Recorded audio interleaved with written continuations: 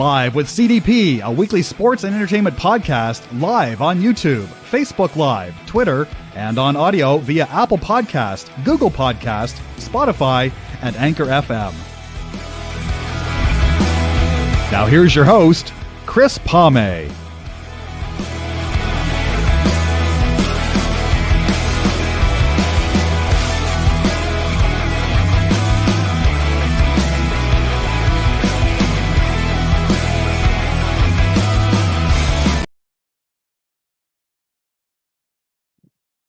Good evening, everybody. Welcome to Live with CDP Sports Talk on this Wednesday, October 19th, 2022. Tonight's episode is Season 4, Episode 43, overall Episode 208. And I'm looking forward to my guest tonight. His name is Byron Chamberlain. He played in the National Football League for 9 seasons with the Denver Broncos, the Minnesota Vikings, and then the Washington Redskins. He's also a back-to-back Super Bowl champion with Denver in Super Bowl 32 and 33 back in 97 and 98. And it's hard to believe it's been 25 years since Denver's first Super Bowl win against Brett Favre, Reggie White, and the Green Bay Packers in San Diego. So just bear with me, guys, and I'm going to bring on former NFL tight end Byron Chamberlain. Good evening, Byron. How are you? I'm doing well. How are you? Good. Well, thank you so much for coming on tonight. I really appreciate that. Yeah, thanks for having me.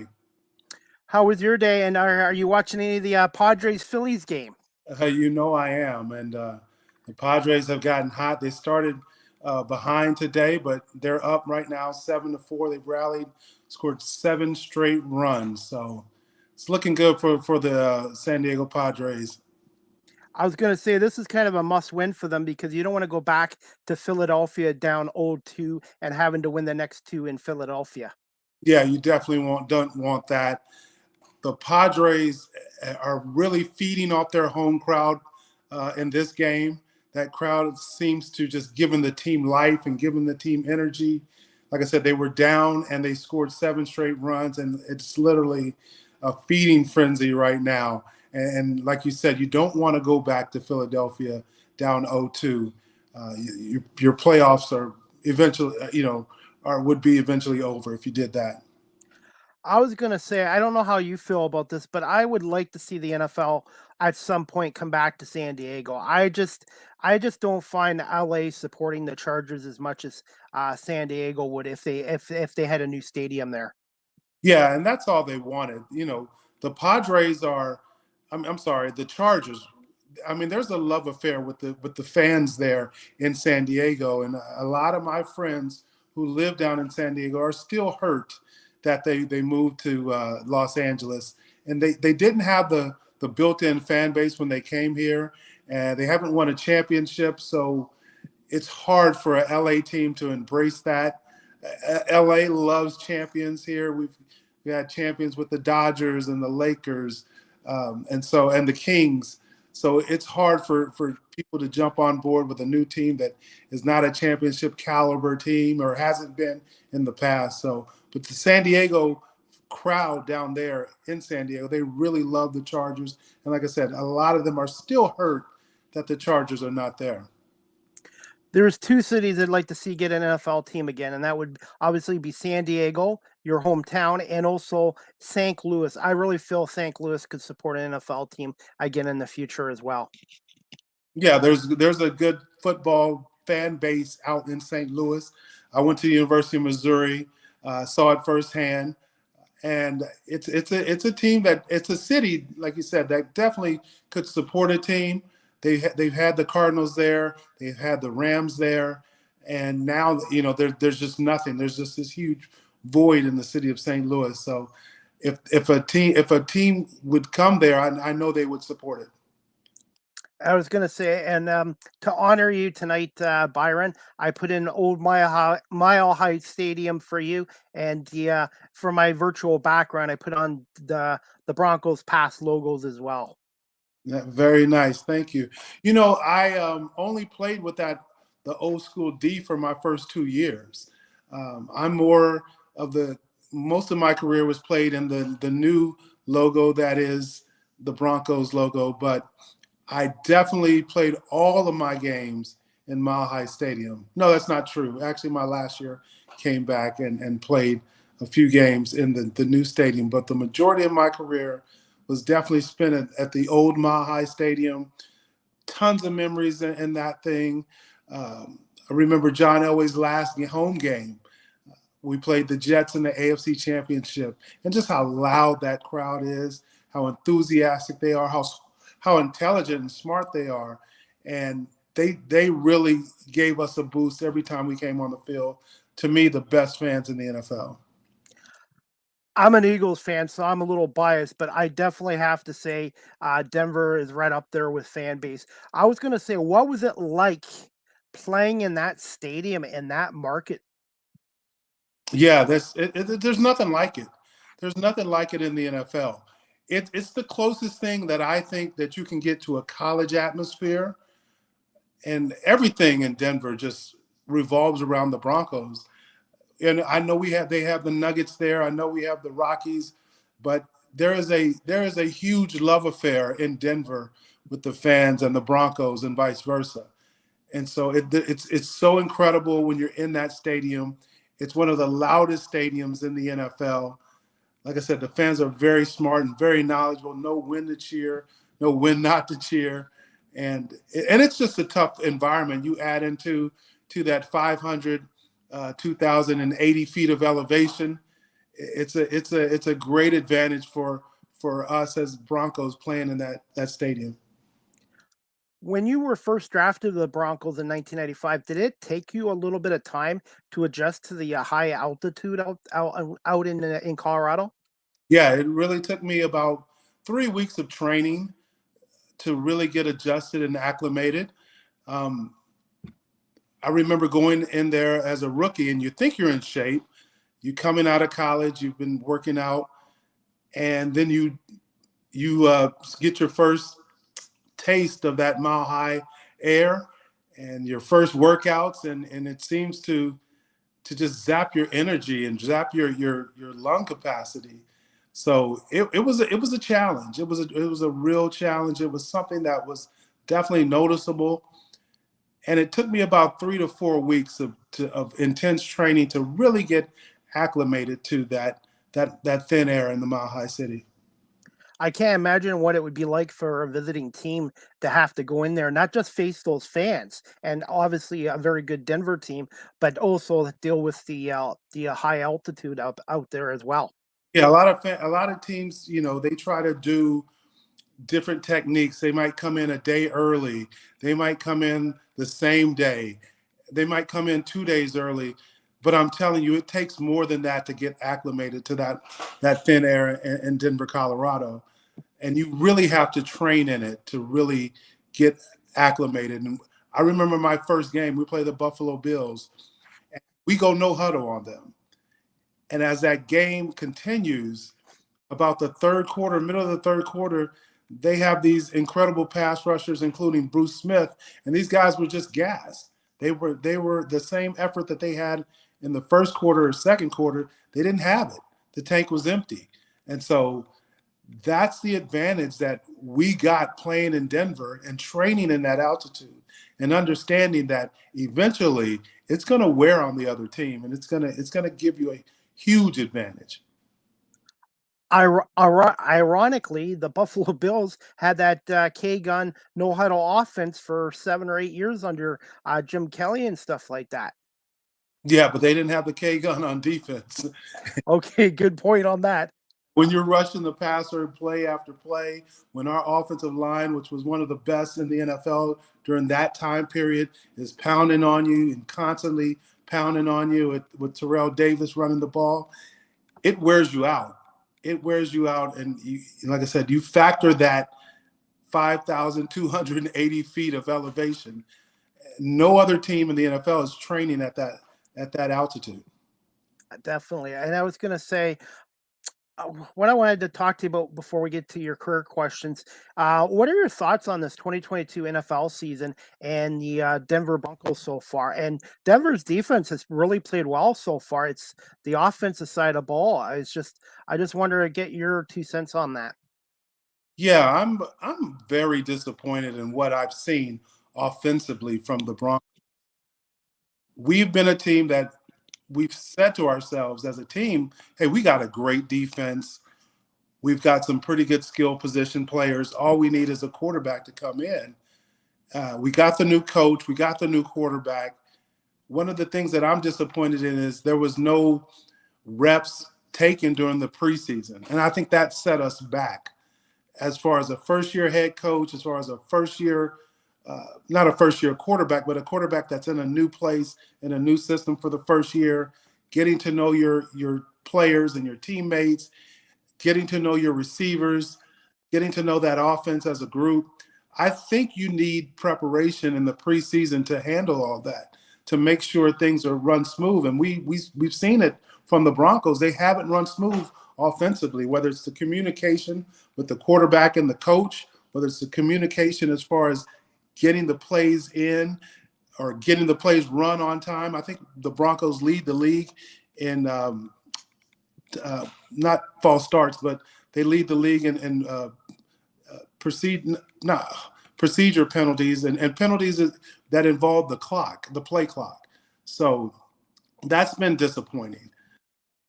But like you said, the defense has been outstanding. They are definitely holding up their end of the bargain. And if we can get just a little bit more out of our offense and out of our highly priced quarterback that came over from Seattle, I think we'll be fine. I personally don't think Russell Wilson's done yet. And I also think I wanted to ask you this as well. Obviously, the game's changed a lot since you retired. What's your feelings on the today's NFL preseason? Like, there's not as much, um, I guess, hitting in preseason now, and there's only 3 preseason games now. Yeah, there's not enough. There's not as much hitting, but a lot of teams are taking this strategy not to play their starters in preseason. That's something we never did when I played for the Broncos. Mike Shanahan would always have a game plan going into the preseason. And, our superstars like the John Elways and the Shannon Sharps and the Terrell Davis, they always had a pitch count that how many plays they're going to play, but it got them ready. It got them ready for just the game speed. It got them ready for, like you said, taking hits, taking live hits with the lights on, and then as a backup player, then you were expected to come in and perform, and that got you ready for the season as well. So I really don't like the trend that's happening in the NFL right now, the way that some teams are managing their players in the preseason. One of their concerns, I guess, is injuries, but that's part of the sport. And I totally agree with what you just said there, Byron. The guys need to get the reps and they get some work in it, and you can't simulate game speed just by being on the sidelines or not doing it. 100%. And the thing is, injuries have always been a part of the NFL, and being concerned about injuries have always been a part of the NFL. So it's nothing new. And so I really believe that the only way you can get prepared for football is by playing football. You can do all the drills that you see that people post on Instagram and YouTube. You can do all the lifting you want to do in the gym. You can do all the running and conditioning, but you actually have to play football to get ready for football. Do you think, I'm not sure if you agree with me on this, do you find the speed of the game is even faster, quicker than when you were playing back in the 90s and early 2000s? I don't think the speed of the game is quicker or faster. What I do see in today's game, and you've seen it come through the college ranks, and now it's infiltrating the NFL, is these no huddle offenses. These offenses that they try to go really, really fast. They try to get plays in from the sideline without huddling and communicating that to the entire team, and try to run as many plays as fast as they can. I know a lot of teams like to snap the ball with like 15 seconds or more on the play clock. And that's just something we just didn't do back in the day. It was more methodical. It was more just huddle up. Let's just talk about it. Let's make sure everybody's on the same page, get to the line of scrimmage, make our adjustments there. But a lot of these teams now are really trying to go fast and trying to get volume of plays up because they feel like if they run, the more plays they run, the more chances they have to score points. Totally agree with you there. I think back in the 80s and the early 90s, it was just basically Buffalo and Cincinnati. But you're right. It seems like almost every NFL team is doing a hurry up offense as well. Yeah, like I said, it's something that's kind of infiltrated the NFL game through the college ranks. You see a ton of college teams have been successful with it, and you're getting these players that are used to it. They played that way through high school. They played that way through college. I remember a few years back where they were talking about Jared Goff. He had never taken a snap under center. He'd always played in the shotgun, always played in these no huddle offenses through his maturation through the game. So it's really infiltrated the NFL now. One thing I wanted to ask you, obviously John Elway is a Hall of Famer legend. Do you see any similarities between Josh Allen and John Elway? That is a great question. Actually, I tweeted last year during the playoff game when they had the Bills and the Chiefs in Arrowhead Stadium, and just watching Josh Allen and the things he was doing, the throws he was making, the escapes he was making out of the pocket, the accurate throws downfield, the plays he was making in the crunch time. I tweeted that Josh Allen is John Elway 2.0. And he reminds me a lot of John. He's a big, strong quarterback with a big, strong arm that can throw it all over the field. Any throw you need, he can make it. And so I really believe that he's very similar to my quarterback that I played with, that I'm fond of. But Josh has got to do this next thing, is take his team over the top, take them to the Super Bowl. He's got to get over the hump in the playoffs. And, they did a great job last year in Kansas City, just didn't close the deal 13 seconds away. But hopefully he takes that next step and he can get his team over the hump and into the Super Bowl, because that's what you're going to have to do, Josh Allen, to be one of the elite quarterbacks. I totally agree with you. And before I get into some questions with you, quick thoughts on Jalen Hurts' development in his third year as well. Yeah, he seems like to have a stronger grasp of the offense. It seems like they're tailoring a lot of the offense to match his skill sets. One of the things that I love that he's doing is he's spreading the ball around. He's got a new weapon, A.J. Brown, which I think he's one of the premier pass catchers in the NFL.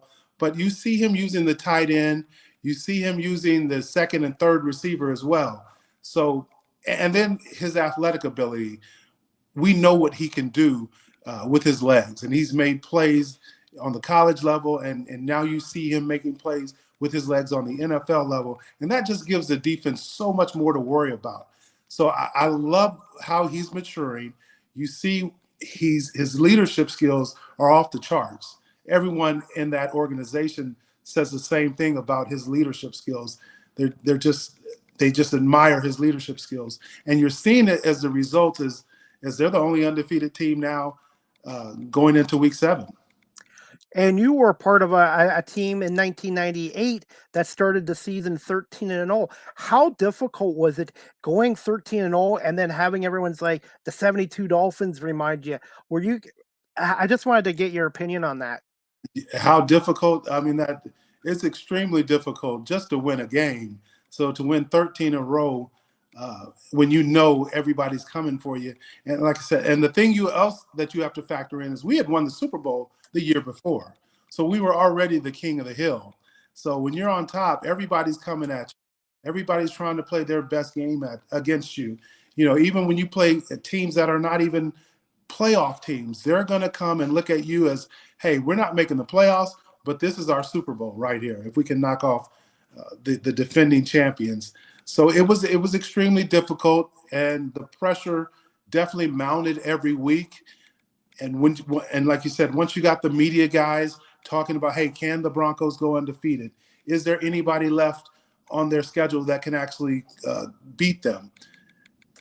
It created a lot of pressure. It did. And once we lost to the the Giants in New York, it took that all that pressure went off. And I remember having a team meeting, and some of our leaders stood up and said, "Hey guys, our goal was never to go undefeated. Our goal was to win the Super Bowl, and we still have that ahead of us." It was disappointing that we lost, but we were still focused on our main goal, and that was to get to that next Super Bowl. I was going to say, and the 98 team, as special as the 97 team was, that 98 team was just plain dominant. And I was going to say, if John Elway didn't retire after the 98 season, do you feel you guys had a really good shot of three-peating? Definitely. I think we would have definitely been the odds-on favorite. I think the confidence that we had as a team winning those first two Super Bowls, guys were still hungry. We were definitely thinking about making history and trying to be that first team to win three in a row. Now, the one thing that we could not control that next season, like you said, John Elway retiring, and then just a rash of injuries that year. We lost so many of our key players. Terrell Davis out with the knee injury that eventually cost him his NFL playing career. Our starter, John Mobley, at linebacker, out for the year. Shannon Sharp, our Hall of Fame tight end, breaks his clavicle, and he's out for the year. We just had a ton of injuries to key players and players that we were so dependent on, and not just winning championships, but just winning games. And so that was disappointing. But I felt like if we had stayed healthy, if John had came back, I think we could have done it. I really believe we could have done it. I totally agree with you there. And I was going to say two things I want to say to you before I forget. Happy belated birthday. And you're welcome. And congratulations on 25 years since that first Super Bowl win against Mike Holmgren and Brett Favre and Reggie White and the Green Bay Packers. And ironically, it was in your hometown of San Diego. Yes, actually, I'm born in Honolulu, Hawaii. Okay. So that's my official hometown. But when we moved to the mainland, the first place we moved was San Diego. So that's where I kind of got into football. That's where I kind of got into sports. So it was special. And I still have a lot of family to this day, a lot of uncles, aunts, cousins there in San Diego. So it was really special going to there and literally winning the Super Bowl less than 7 miles from where I'd grown up in San Diego. And one of the plays I remember in that game was John Elway making a scramble and doing a helicopter land to get a first down, I think, near the 5-yard line. One of those plays that he just put his body on the line for the team. Yes, that was a great play. It was a play that we had practiced all week, and Mike Shanahan had told us, hey, when we're getting this formation on this part of the field, they play this coverage every 100% of the time. And we got in that formation, we got on that part of the field, and they played a different coverage for the first time all year.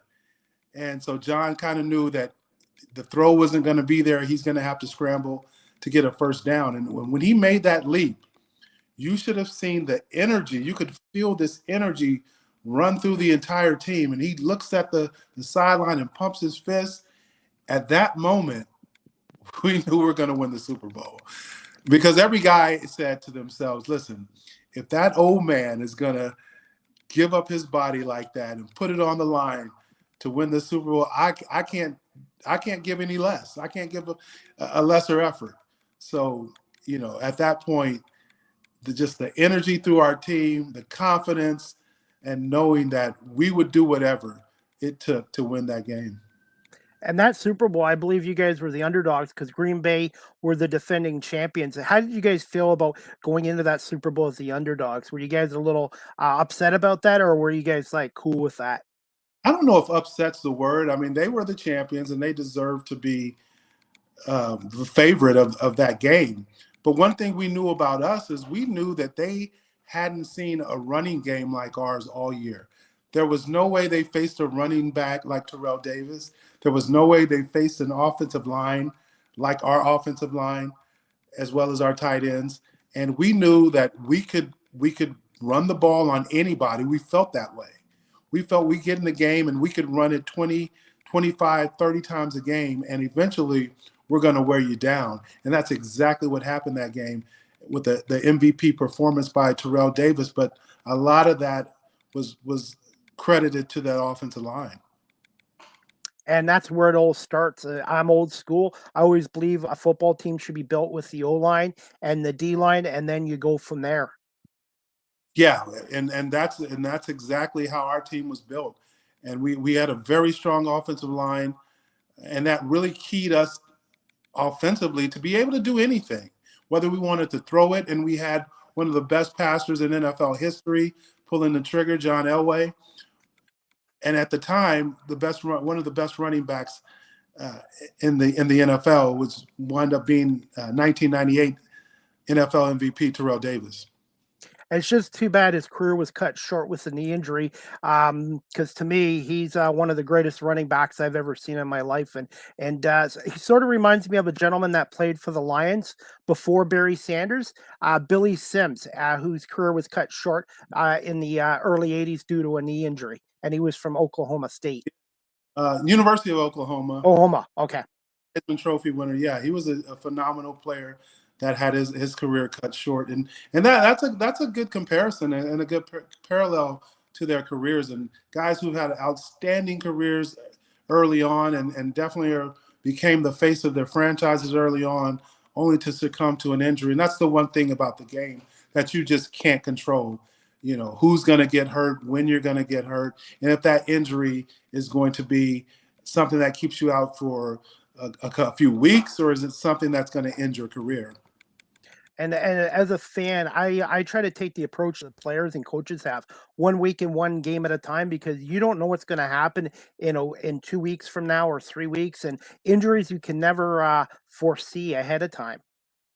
Yeah, that's the one variable about sports, and especially the NFL, that no one can control, no one can forecast. I was going to say, what were your thoughts on Mike Shanahan and the late owner Pat Bowlen, who was from Canada as well? I'll start with Pat. Pat was incredible. He was, to me, the best owner in sports. And Pat was a guy who knew you. He knew your family. He knew everything about you. And Pat would often come up to players and he's going to ask you about your mom. He's going to ask you about your brother, your sister, or anyone that's close to you, because he was that detailed with all his players. And he ran that organization like a big family run organization. So when you were part of that Broncos organization, you were family to Pat. And that's how he ran that organization. One quick story about Pat. Myself and Ma Atanavasa used to work out every day at lunch. So while the team was at lunch, we'd be in the gym working out. Pat Bowlen started training for a marathon, and so he would come in there and work out with us. So there was a time period in there for a couple of years where myself, Ma Atanavasa, the defensive tackle, and Pat Bowlen were workout partners every day. And it was the best. It was the best thing to be in that gym and share some time with Pat, who's the owner of the team. And I started thinking about myself, how many owners are actually in the weight room with their players and sweating and pumping iron and running on the treadmills. And that's the things we did with Pat. So it made him a very unique owner, but also, like I said, he ran that Broncos organization like it was a family. About my coach, Mike Shanahan, I mean, what could I say? He's an offensive genius. He's the all-time winning coach in Broncos history, led the franchise to its first Super Bowl, back-to-back Super Bowls. He just had an eye for talent. He had a way that he could push the team as well, that he understood when to push, when to back off. He understood how to motivate guys. I think he was a psychology major, but he really understood what it took, to motivate a Shannon Sharp versus a Byron Chamberlain versus a Ma Atanavasa versus a Terrell Davis. And he really took that individual approach with every player, understanding their strengths, their weaknesses, their talents, and how he could get the most out of them. And you had your offensive coordinator was Gary Kubiak as well, who was John's backup quarterback back in the '80s as well. Yeah, Gary was outstanding. Gary was a guy who, to me, was an offensive genius. He understood from playing the game. He understood the game, but as well as the schemes and the strategies, he understood talent as well. He was one of the first coordinators that really utilized the two tight end system, and we had a very strong and athletic tight ends, and myself, Shannon Sharp, and Dwayne Carswell. And you see that in today's NFL now. You see that these tight ends are creating these matchup problems all over the league. Guys like Darren Waller and for the Raiders, guys like Kelsey in Kansas City. You see these matchup nightmares for defensive coordinators. And Gary was one of the first guys that kind of figured that out and was utilizing two tight ends in the system back in the late 90s. Is there a tight end currently in the game that sort of reminds you of Shannon Sharp? That reminds me of Shannon Sharp. Yeah. I would probably have to say George Kittle. And the reason I'll say George Kittle is he can do it all. He can run and catch. He can block. He's an inline blocker. And I really believe Shannon, he doesn't get enough credit for his blocking. And Shannon was quietly a great blocker. And we don't have, Terrell Davis does not have the success without Shannon Sharp blocking on the line of scrimmage. And a lot of times Shannon would be on the backside of backside of plays, and Terrell was known for his cutbacks. And that was a result of Shannon blocking on the backside and clearing it out. So Terrell had that ability to either stay front side or cut it back. And so I think George Kittle is the guy that really reminds me the most of him. I was going to say, long term, do you find the tight end is still going to have a position in the NFL? Yeah. Long term, yeah. Oh yeah. So like I said, it's a matchup nightmare when you have a big, strong guy who can run, who can stretch the field, who can make plays down the field. You look at, like I said, I mentioned a couple. Darren Waller for the Raiders. He's a guy that, he runs like a big wide receiver. Kelsey in Kansas City, he's smooth as any receiver in the league, but he's a 6'5", 250 guy. So as long as you can get guys like that, and they're coming, and there's a few that are coming out of the college ranks for next year. As long as you get guys like that, there's always going to be a place for them in the NFL. And the one thing you mentioned, Byron, is not just the offensive side of it, is how valuable the blocking side of it is as well. It protects your quarterback, helps your running game, helps the offensive line as well. See, you agree with me. See, I've always told people it's the most versatile position on the field, tight end. You have to literally do it all. You have to be a football player. You have to have the ability to run. You have to have the ability to catch the ball. You got to have the ability to score touchdowns, but you also have to have the ability to be that inline blocker and create holes. That was my biggest challenge when I moved from wide receiver to tight end, was understanding at the wide receiver position, your blocking is more like you're shadowing the guy. It's more like man-to-man basketball, where when you get on that line as a tight end, you actually have to move people, and you're a part of creating the holes. So there's no shadow boxing there. You really got to drive people off the line of scrimmage. And so that's what I feel like. That's why I feel that the tight end position is the most versatile position on the field. You're a true football player. Absolutely. When did you get moved? I read up that you were a wide receiver. When did you get changed positions from wide receiver to tight end? And how much of an adjustment was it at the beginning? So I was drafted as a wide receiver, and I played the entire first year, my rookie year, as a wide receiver. After that first year, sat down with Mike Shanahan, and he told me he wanted to move me to tight end. He said I reminded him a lot of Shannon, a big receiver that could run, and big, strong guy that still had the speed to run and stretch the field, but he thought I could put on a little weight and still maintain that speed and really learn the position. So After my rookie years, when I made the transition to tight end, they actually sent me to NFL Europe that spring, and I got to play with the Rhine Fire exclusively at tight end. So I got to make all the mistakes that I needed to make over in Europe, but it gave me valuable experience at the tight end position. And I was going to say Denver was spoiled. Shannon Sharpe, yourself, and you had Dwayne Carswell as well. Yeah, that's three great tight ends. All three of us would eventually become Pro Bowl players.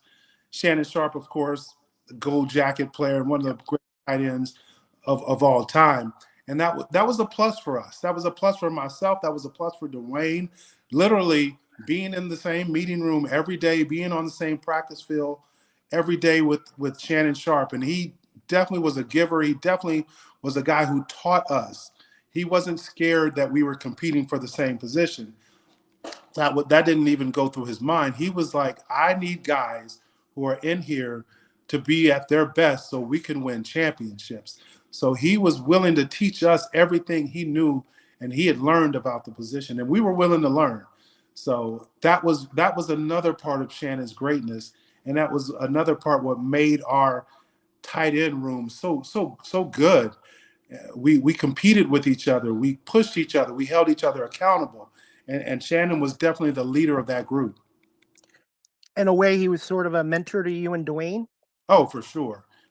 He was the best mentor. I mean, he taught us everything, and not just the position of tight end, but he taught us how to be a pro. He taught us how to study, how to prepare yourself, and everyone knows the way that guy works. He's just a highly disciplined, highly detailed individual, and that rubbed off on us as well. I'm not gonna assume this, but was Shannon the biggest talker in the dressing room and the change room back then? By far, but that was part of Shannon's genius as well. He was able to talk the talk, but he was able to walk the walk as well. And he did a lot of things and said a lot of things that took a lot of heat off the rest of the team and put the bullseye on him. So guys were able to just relax and go play football when other teams were focused on him. And that he was definitely our locker room leader. And that, when he left and went to Baltimore, we felt it in our locker room. Our locker room was just not the same with him not being there. And obviously he won a championship with the Ravens, but it really added to the Ravens, and it really just took away from us, not just player wise, but locker room leader wise. And did you think he would be in broadcasting at one point when his playing days were over? I always knew it. Shannon, he is one of those persons that they has the gift of gab. He can talk it, and he knows the game. He knows the game inside and out. But the other thing about Shannon is this: he follows sports. He's a sports fan. So him on that show, Undisputed with Skip Bayless, he fits right in because he can talk all sports. He can talk football, basketball, baseball, boxing, whatever you want to talk about, he can talk it. I was going to say Skip Bayless probably didn't want to talk to him about the Cowboys game against the Eagles on Sunday night. No, he didn't. Skip is that big Cowboys fan. But the Eagles, man, they really look good. They really look like they're in control, not just in control of the NFC East, but the whole NFC. And I'm interested to see how they finish this season. My only worry, Byron, is they have some injuries on the O-line, and to me, they need to get Landon Dickerson back, and I think who's the other guy, Jordan Mailata, he's been banged up, and I know Jason Kelsey and Lane Johnson have been banged up, so I'm hoping by the time they play Pittsburgh at the end of October, they'll have that offensive line back intact, because to me, that's the strength of their team is the O-line on that team. Yeah, I think that is a huge concern. But the flip side of that, it gives these other guys some valuable experience, big games. That Cowboy game was a big game, and they won it. So, if anything happens later on in the season or in the playoffs, you're going to have guys with experience. You're going to have guys with confidence. You're going to have players that have confidence in those players saying, hey, we've seen you perform. We've seen you step up. We need you to step up now. Excuse me. No worries. Like I said, I'm still taking it one game, 1 week at a time. It's only October, but I'm definitely happy with the 6-0 start. I just want to see the team keep improving every week, and hopefully, you're right. Next man up mentality in the NFL, and sometimes it's good to see what these other guys can do under game situations. Yeah, that's exactly what happened with me during that 98 season. I got to come in and play a lot. Shannon went down a few times. So when we got to Super Bowl 33 and Shannon got hurt in the first quarter, the whole team already had confidence in me. And I had confidence that I could come in and perform. And it was one of my, definitely my best playoff game. And I had some great moments in there with 3 catches and 2 onside kick recoveries. But when I got in that game, our offense felt like, okay, we're not going to miss a beat. Shannon's out. He's done for the game. But we have confidence in Byron that he can come in and do the job. And that was a very good Atlanta Falcons team that you won in Super Bowl 33. Yeah, the Falcons had a great year led by Jamal Anderson, who had 1,800 yards. They had upset the NFC favorite, which was the Minnesota Vikings.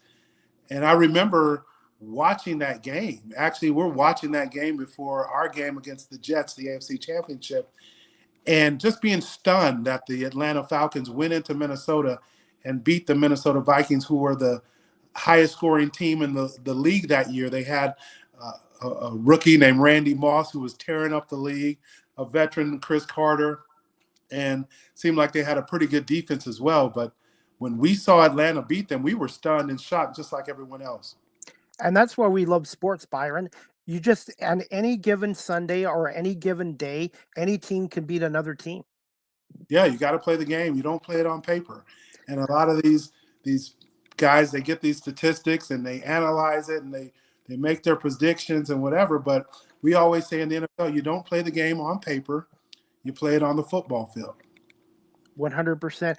Quick thoughts on the late Dan Reeves, and then should he not be in the NFL Hall of Fame? I thought Dan Reeves was a terrific coach over his time in obviously with Denver and then with the Atlanta Falcons. Yeah, And, Dan. go ahead. Yeah, he was first of all, he was a great player in the NFL with the Cowboys, as well as his contributions as a coach, taking the Broncos to the Super Bowl, taking the Atlanta Falcons to the Super Bowl.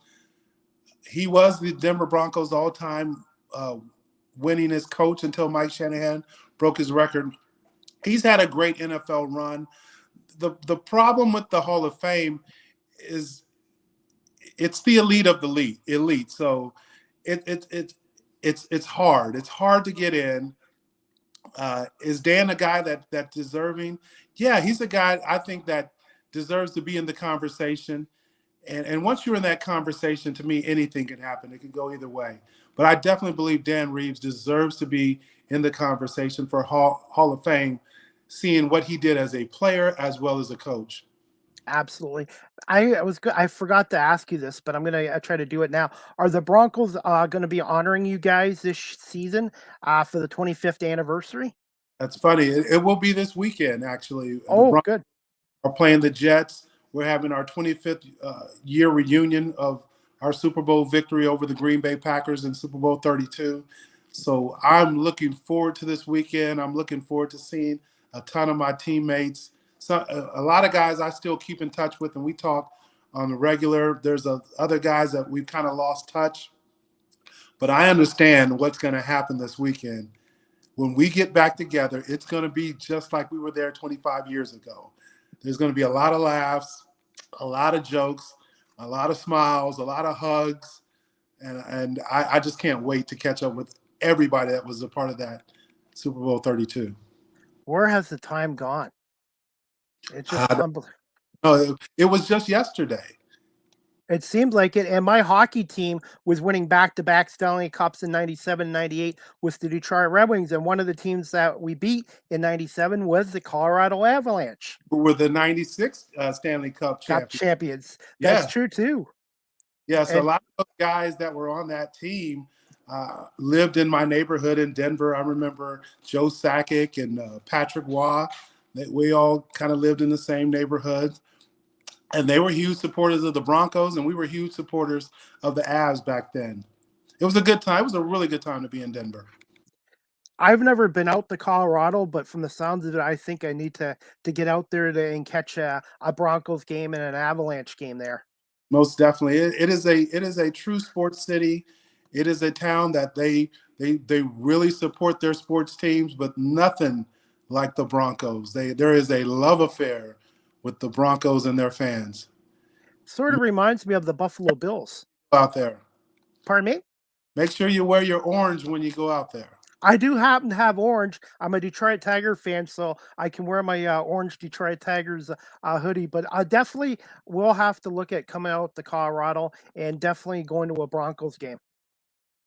Yeah, there's nothing like it. Like I said, it's like a college atmosphere. It's the closest to, like, when you go and you see a big college game like an Ohio State and Michigan, or like an Alabama playing Auburn. It's that kind of atmosphere that and that type of buzz that's always in the stadium. And I've been to other NFL games and other NFL stadiums. It just doesn't compare. They don't compare. I really believe the AFC West, though, when you have the Chargers, you have the Chiefs fans, you have the Raider fans and the Bronco fans. Those are the best fan bases, I believe, and that's just my opinion, in the NFL, in an entire division. I was going to say, this leads to my next question. Are you okay for a few more minutes for Yeah. time-wise? Okay, no problem. I was going to ask you this anyways, Byron. Do you remember your first NFL game at Mile High Stadium and road game, and your first NFL catch and TD reception? And did you actually keep the ball? Do I remember my first game? My first game was actually a road game in Houston against the Oilers in the old Astrodome. Wow. And I had two special teams tackles that game. Terrell Davis had a long 60-yard touchdown that game. I remember that. The biggest thing I remember that was when we checked in the hotel in Houston, one of my high school friends was working the front desk and actually checked me into my hotel room. That was my first game, my first road trip. My first game at Mile High came against the Jaguars, and I had a couple special teams tackles that game as well. And I just remember the energy in that stadium. I remember, like I said, not being able to catch my breath, running down on kickoffs and kickoff returns, just the excitement. My first NFL touchdown came against the Minnesota Vikings. Yes, against the Minnesota Vikings, a team I would eventually play for. We're actually in a tight game in less than 2 minutes, and I caught a touchdown and tied the game at 20. My first NFL catch, will never forget that. It was on Christmas Eve, 1995, December 24th. It was the first time my older brother got to come to a game, and Shannon Sharp was hurt. We had a ton of injuries. We weren't going to make the playoffs, but the motivation was, if we won that game, we can keep the Raiders from making the playoffs as well. And so got in that game, and in the fourth quarter, made a catch from John Elway and picked up the first down, and was just so excited hearing them call my name and saying first down, Byron Chamberlain. That was one of the greatest moments of my career, actually. And to get it from a Hall of Fame quarterback like John Elway, that's very special. Yeah, that was very special. I remember the first time I ever caught a ball from him in practice. We had 2-a-day practices, and I ran a curl route, caught the ball, ran down the field, went back in after practice and called my grandfather and said, "Hey, Granddad, I just caught a ball from John Elway." And I was just so excited to be on an NFL field, so excited to be in the same huddle with a great guy and Hall of Famer, John Elway, and to have him as my quarterback. So, when you got in the huddle with John Elway, you just didn't want to make any mistakes. And you hear about guys who elevate their teammates. John was definitely that guy who elevated everybody's game. And you felt that pressure of, hey, I want to do well. I want to make sure that I make the play when he gives me the opportunity to make the play. Was he much of a talker too, or was he would speak when needed to be? John was a guy who would speak when it needed to. He wasn't a guy that – the thing I loved about John was when you messed up, he wasn't a yeller or a cursor. John was a guy who was he was more like a teacher, especially as a young player with me. And I was making that transition, like I said, from receiver to tight end. So whenever I would make a mistake, John would come over, put his arm around me and say, hey, I need you to do this like this. And here's why I need you to do this like this. And this is what I'm looking at and what I'm seeing. And it really helped my transition from receiver to tight end, having a guy that had the patience with me. And I'm a guy that I react well to when to a calm voice, to a teacher's voice, not a yeller and a screamer. So it was great having him being part of my development as a young player and as a player making the transition from receiver to tight end. And I remember he was drafted by the Baltimore Colts, and look at how that changed the Denver Broncos franchise, acquiring him. And I remember John was also very talented at baseball as well. Yeah, he actually got drafted by the Yankees and was threatening to play for the Yankees. Who knows? He could have been one of the greatest in pinstripes. And I know that George Steinbrenner felt very highly about John as a baseball player, but understood that John's first love was football. And yes, he changed the Broncos franchise. He changed the Broncos' fate. Quarterback that took them to 5 Super Bowls. And a lot of that, those first few Super Bowls, he did a lot of that on his own with not the type of talent that we had once he won those last 2. He's a guy that definitely is Denver. He's definitely the face of not only the Broncos franchise, but the face of Denver, Colorado. When you think of Denver, Colorado, you think of snow and you think of John Elway. But he was a great guy as well, and just a great person and a great teammate in that locker room.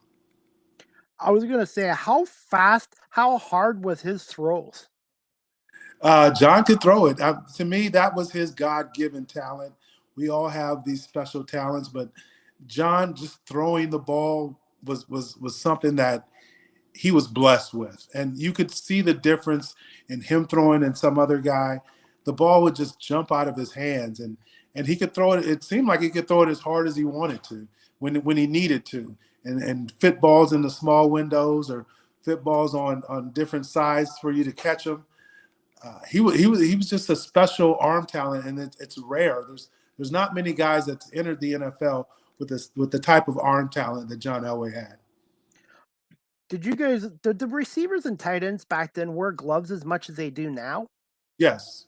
Do they? Okay. Just had to ask that one. But besides Mile High Stadium, obviously that would be your favorite place to play. What other NFL stadiums did you enjoy? And was there any stadiums you weren't quite a fan of? And did you ever get to play at the old Veterans Stadium in Philadelphia on that awful turf? So I'll start with that. That was the stadium I wasn't a fan of. The old Veterans Stadium, it was horrible. The locker rooms was bad. The turf was horrible. The fans weren't that friendly. And you go in these locker rooms and it's old and decrepit, and that old Veterans Stadium, you're like, they haven't put a dime in this stadium since they built it. No upgrades, not even a new doorknob or anything. So that was the place that you kind of dreaded going to. But the places that I enjoyed playing, funny, where I mentioned them earlier, going to Kansas City with their crowd and their noise, that was just a challenge that I always wanted to face, especially coming from the University of Missouri. A lot of my friends were Kansas City Chiefs fans in Missouri. So that was a special place to play and win. I remember going there for the 97 playoffs, and that was a huge challenge. And coming out of there with a win, I mean, it almost felt like 2 wins because you beat the team on the field and you beat the crowd. And that's something you definitely got to deal with when you go to Kansas City. The other place was the Oakland Raiders, huge rival for the Broncos. But going to Oakland when they were actually in Oakland, that was, to me, there was no other team that really fit their city quite like the Oakland Raiders. The Oakland Raiders were made for Oakland, California. And that was another, like I said, challenge going in there where they called it the black hole, and trying to compete, trying to win a ball game, knowing everyone is against you. The crazy thing is your fans couldn't even wear their orange and blue in that stadium. It was they were almost taking their lives into their own hands wearing Bronco gear in that old Oakland Alameda County Stadium.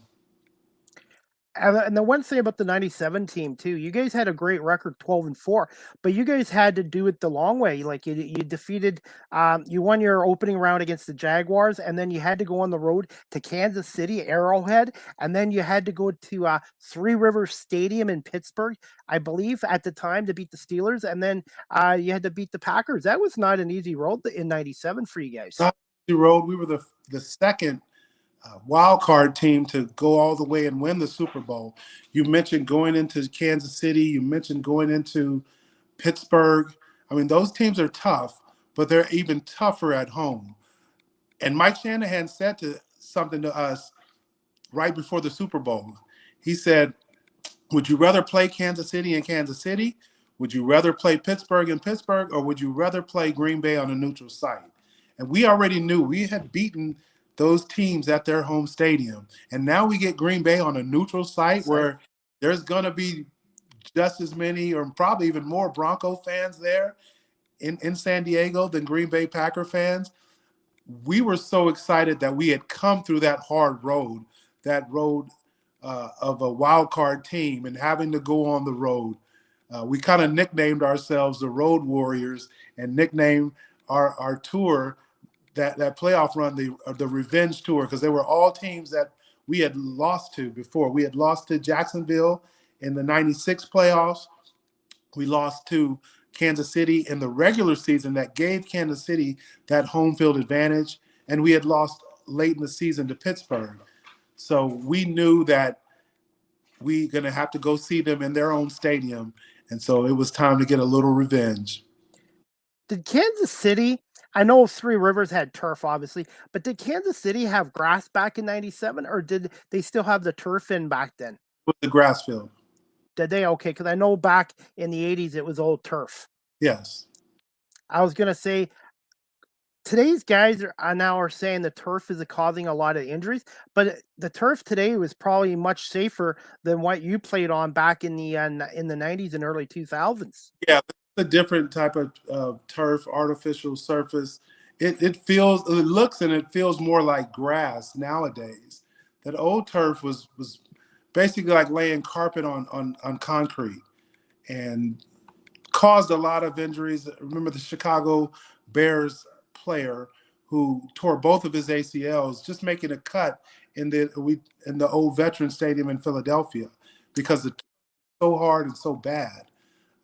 But now with the technology, it looks and it feels like grass. The other thing that they can do with this new turf is they can make it longer or shorter to make a fast track or make a slower track. So it's more of an advantage, I feel, to players. And as well, you don't get a lot of the weather doesn't affect the game as much now because of the type of technology that's on the turf. Yeah, and I remember seeing games from Cleveland Municipal Stadium back in the 80s and 90s, and when the weather was bad, that field was awful. Yes. The same with Oakland. I mean, and those teams that played on those half baseball, half football fields, once the weather got bad, or whether it rained or whether it snowed, it became a factor in the game to who can navigate that thing the best. Now, when it rains or snows with the type of turf they have now, you can wear cleats still on it. You still got the same type of traction, the same type of grip. Since we're talking about weather, quickly, what was the hottest game you played in, and what was the coldest game you played in? The hottest game I played in was a preseason game in Arizona versus the Cardinals when they were playing in Tempe at the old Arizona State outside. I think kickoff was 111 degrees at kickoff. Wow. It was a true battle of attrition, and it seemed like both teams didn't want to be out there. But we eventually came out with the victory. But that was the hottest I've ever been on a football field at any time. The coldest game I played would have to be a mix between either Green Bay or Buffalo. Played in both of those. I played in a Monday Night Football game with the Vikings, and I think it was -4 at kickoff in Green Bay. And then we played a game against Buffalo actually in 97. Was it 97 or 98? And we got snowed in Denver. We had to leave late. It snowed in Buffalo. The entire game, it was that snow that's mixed with rain. Oh, and yeah. the wind coming off the lake there in Buffalo. So every time you got tackled, your uniform got wet, and then that cold wind would just cut right through you. That was a miserable game because that game also went into overtime. So we had to play even more football in those elements. We eventually came out with the victory, but I was happy to get out of Buffalo that day. Yeah, I was gonna say I've been to a number of games there as well, and even to this day, the wind factor, especially nowadays in those in that stadium. But the good news is they're gonna have a new stadium there. I think by 2026, 2027, they're gonna have a new stadium just across from the site of the current stadium. Will it be a dome? No, unfortunately, they're not gonna get a dome, but it will have a roof covering, I think, sort of like Hard Rock Stadium in Miami. Okay. So Okay. I think it will be better for the players and the fans in the new stadium when it's ready in a couple years. Well, when you go to teams, when you go to games like Green Bay or Chicago, another frigid place, or Buffalo, you're going to have to deal with the elements, especially late in the year, and you're going to have to deal with the weather.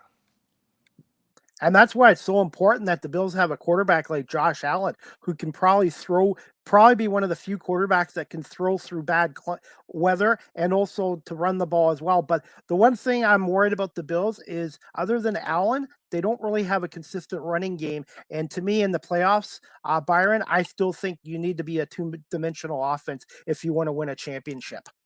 I think they run it just enough. I really believe, but they have a lot of success through the air with Josh Allen.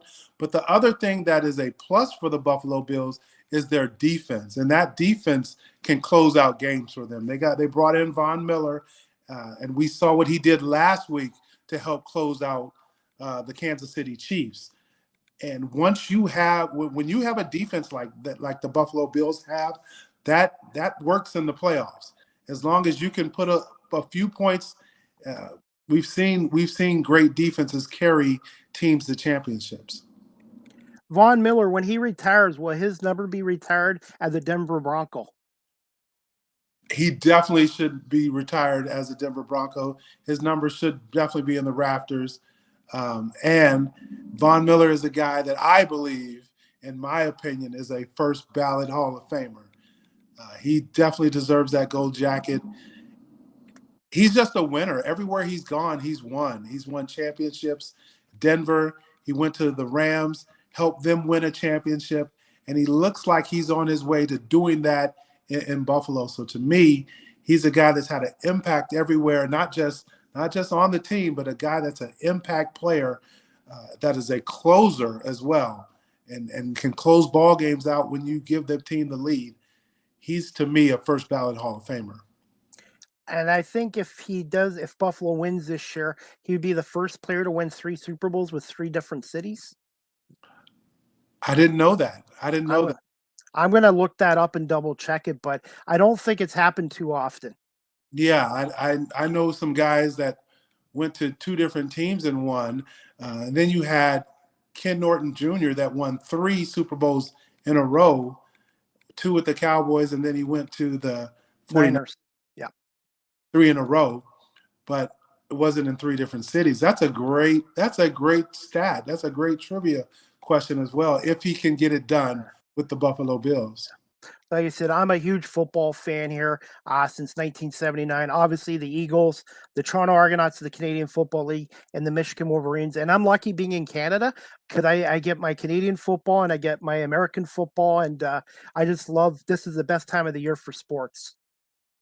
To me, it is definitely the best time of year. You have the NBA starting.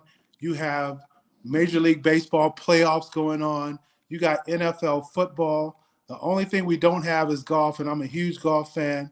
But it is a great time to be a sports fan. Do we have hockey right now? When's hockey? The NHL started up last week. Started last week, yeah. Yeah. Matter of fact, I got invited to a Kings game, and I didn't know if it was a preseason game or if it was the regular season game. So it is a truly great time of year. And this is the best time for, like I said, for baseball. The playoffs have been amazing. The Cleveland Guardians pushed the Yankees all the way to the limit, and the Yankees have just been running over everybody. The Padres upset the 111-win Dodgers, and that's one of the humps they couldn't get over.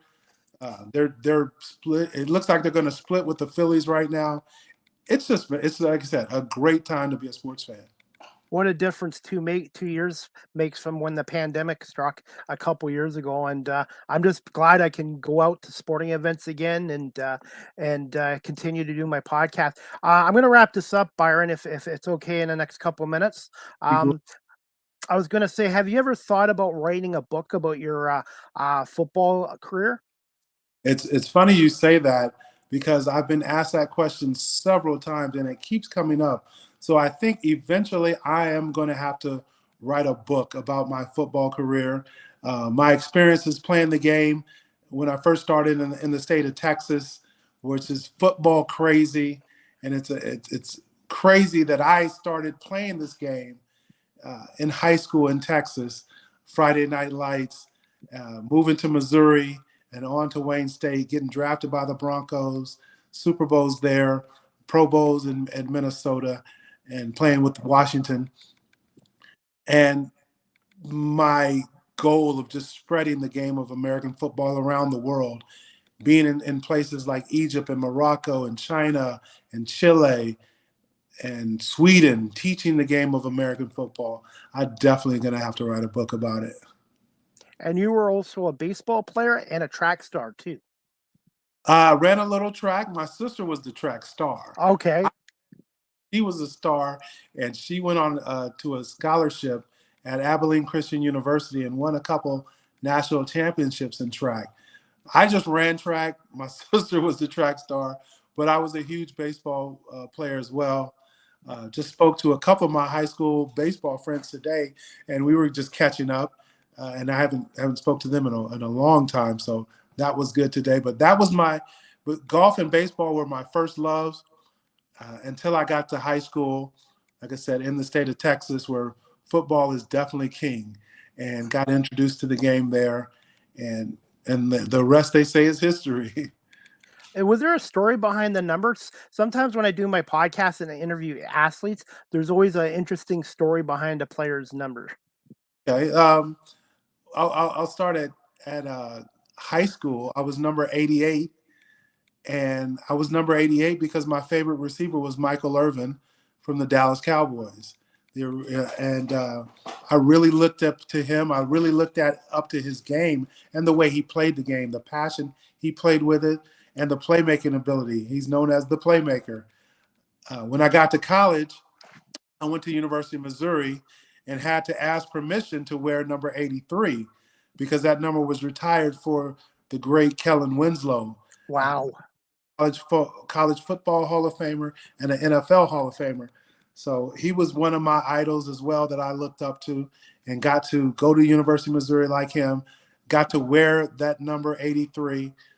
Once I transferred to Wayne State, I wound up going with number 2. The 83 was already taken. And I went with the number 2 because number 2 is my favorite number. It actually, the number 2 was my grandmother. Well, 222 was my grandmother's birthday, February 22nd. It also eventually became my draft number. I was drafted 222nd overall. And so that's why I went with the number 2 in college. When I got to the NFL, originally I was 15 for the Broncos. And that was the only number they had available. They gave that to me. So I was 15 before Tim Tebow. But after I made the team, some numbers became available, the number 81 and the number 86. And I chose 86. I don't know why I chose it. I just didn't want 81, I guess, and wound up wearing 86.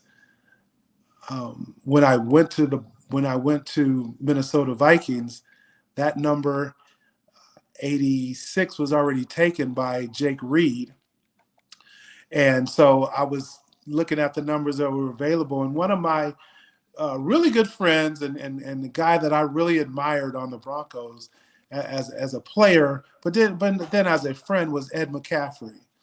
And Ed wore 87. It was available with the Vikings, so that's kind of why I chose 87. And I've never told Ed that, because I really admired his work ethic. I really admired him as a playmaker, and then he was just an awesome friend and teammate. And I wind up going to Washington. And in Washington, there was a few numbers available. 86 wasn't available. 87 wasn't available, but 82 was. And it was kind of a combination of being, you had to wear 80's number back then, Yep. and adding my college number at Wayne State, the number 2. So those are my numbers, and that's how I got them. Thank you so much, Byron. And like I said, I've really enjoyed having you on my podcast tonight.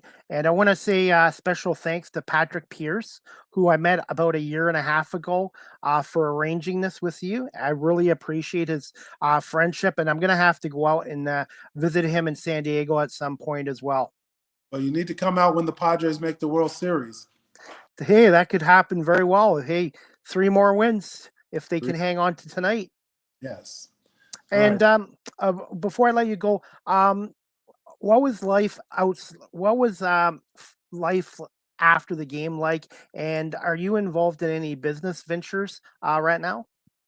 Life after the game has been great. I've really got a chance to work on my golf game. One of the things that I've also been doing, I mentioned this earlier, is I have been traveling around the world and teaching the game of football.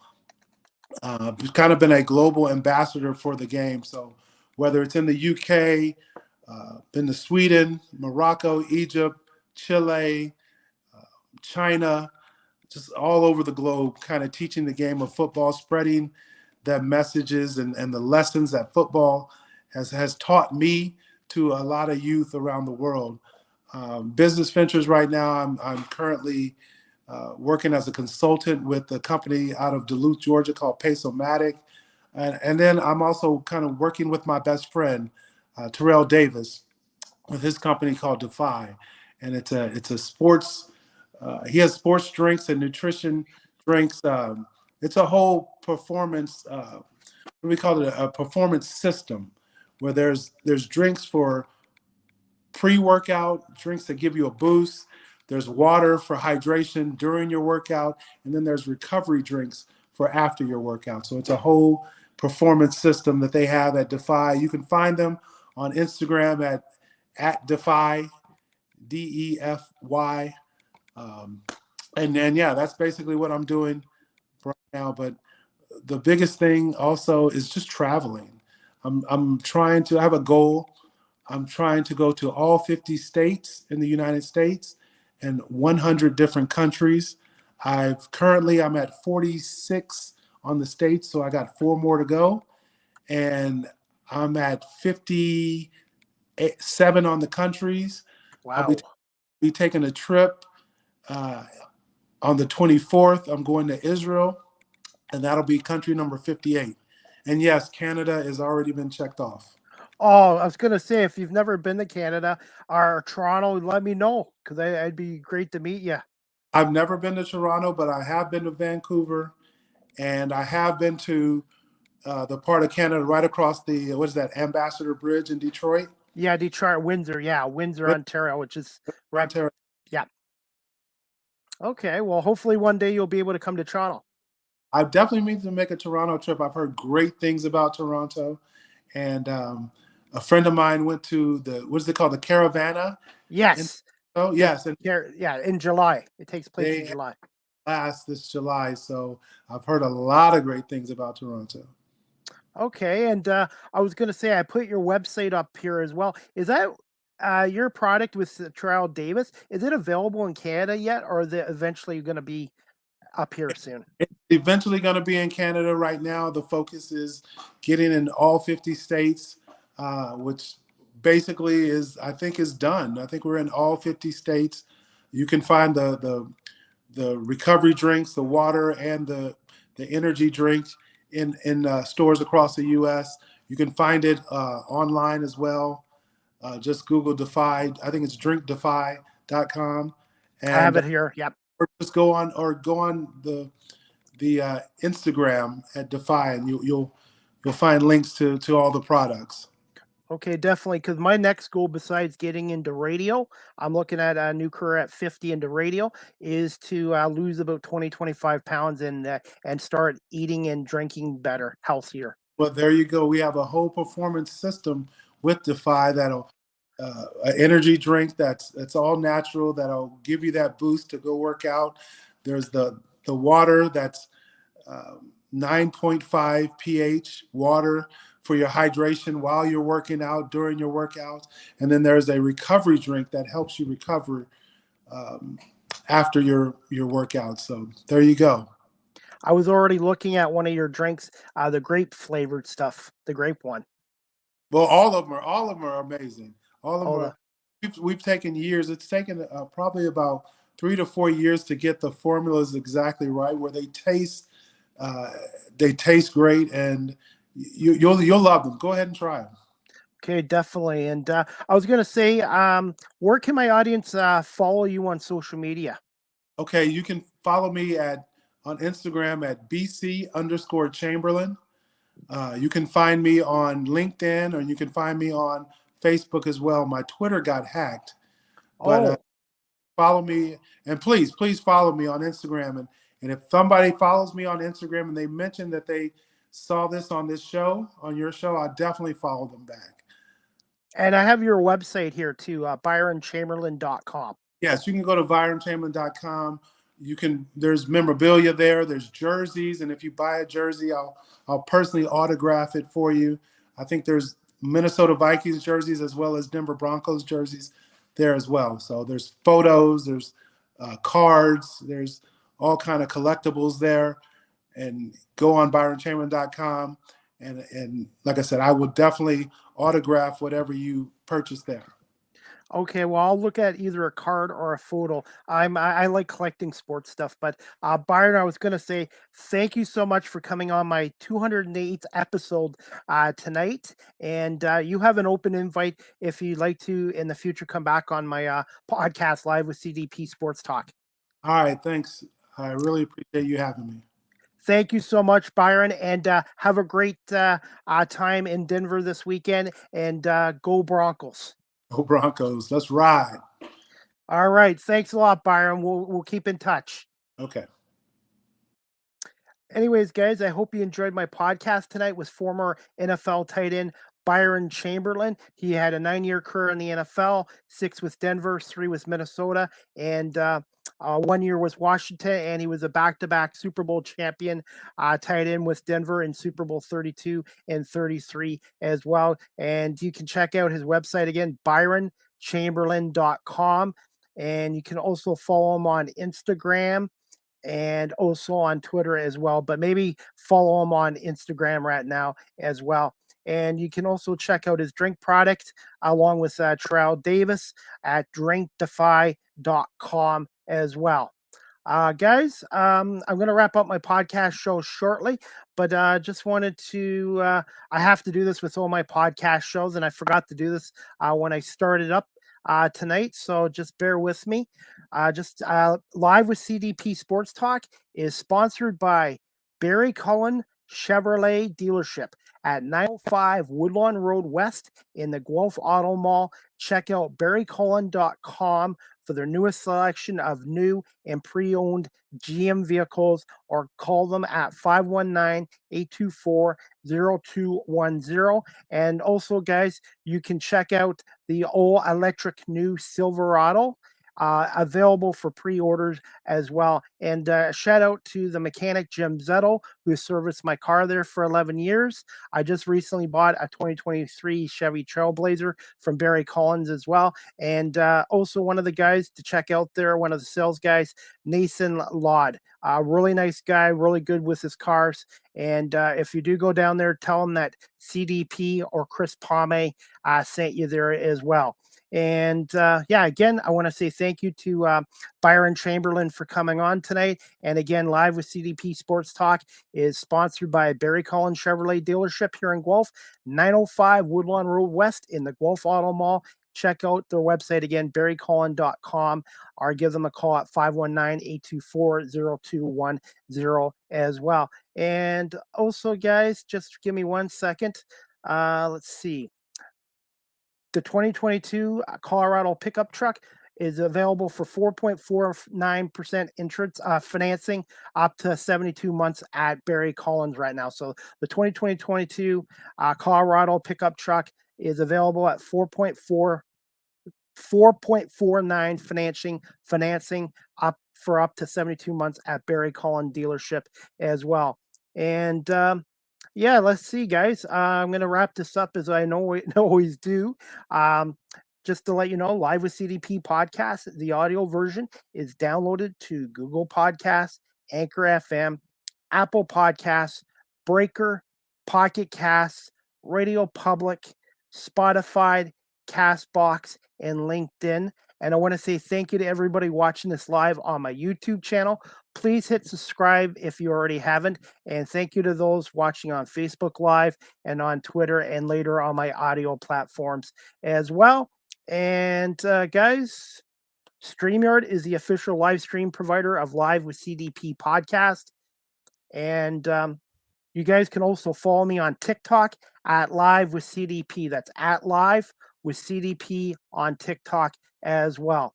And again, special thanks to Byron Chamberlain, the former NFL tight end and two-time Super Bowl champion with the Denver Broncos, for coming on Live with CDP Sports Talk tonight. Season 4 episode, I think this was episode 43 tonight. So my 208th episode since March of 2022. And I'll let you know my next podcast show, guys.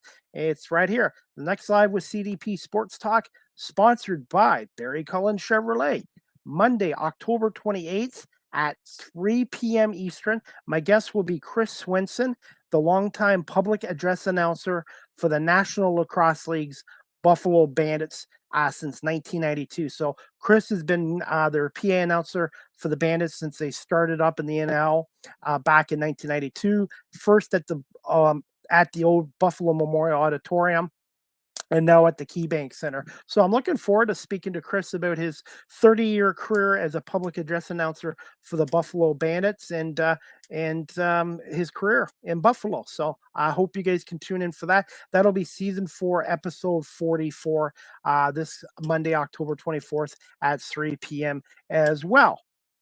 Guys, you can also check out my website, beacons.ai/Chris D. Palme. All my social media platforms are on there, and all my YouTube work and previous podcast shows are on there as well. Beacons.ai/Chris D. Palme as well.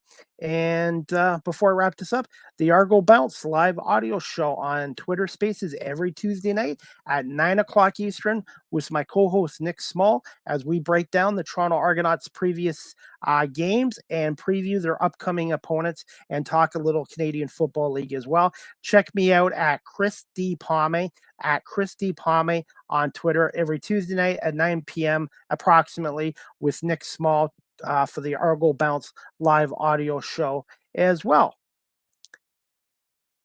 And that's about it, guys. Again, I want to say thank you to everybody for tuning in, watching us live on YouTube, Facebook, and Twitter, and later on my audio platforms such as Apple, Spotify, Google, Anchor FM, LinkedIn, etc. So I'm hoping everybody has a great weekend and enjoys all the sports going on. And hope you guys can tune in to my Live with CDP Sports Talk, sponsored by Barry Collins Chevrolet, 905 Woodlawn Road West in the Guelph Auto Mall, barrycollin.com as their website as well. I'm looking forward to speaking to Chris Swenson,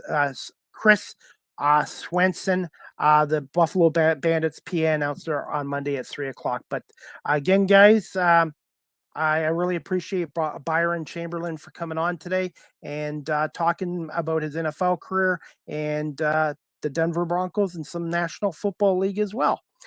That's about it, guys. So, Philadelphia Eagles still undefeated, 6-0, and have a bye week this week. And my Toronto Argonauts, 10-6, are taking on the Montreal Alouettes this Saturday at 4:00 on TSN. If the Argos can win that game, they'll clinch first place in the CFL Eastern Division as well. And as for myself, I'll be doing camera work tomorrow night for the University of Guelph Griffins men's hockey team. And then Saturday, I will be doing Griff Vision for the University of Guelph game at 1:00 at Alumni Stadium, which will be Guelph's last game of the year. So that's about it, guys. I'm going to wrap up this podcast show. But again, thank you to Byron Chamberlain for coming on. And everybody, thank you for watching and listening to Live with CDP Sports Talk. Again, brought to you by Barry Cullen Chevrolet here in Guelph. Have a great night, guys. Great weekend. And we'll see you here Monday at 3:00 Eastern with Chris Swenson, the public address announcer for the National Lacrosse League's Buffalo Bandits.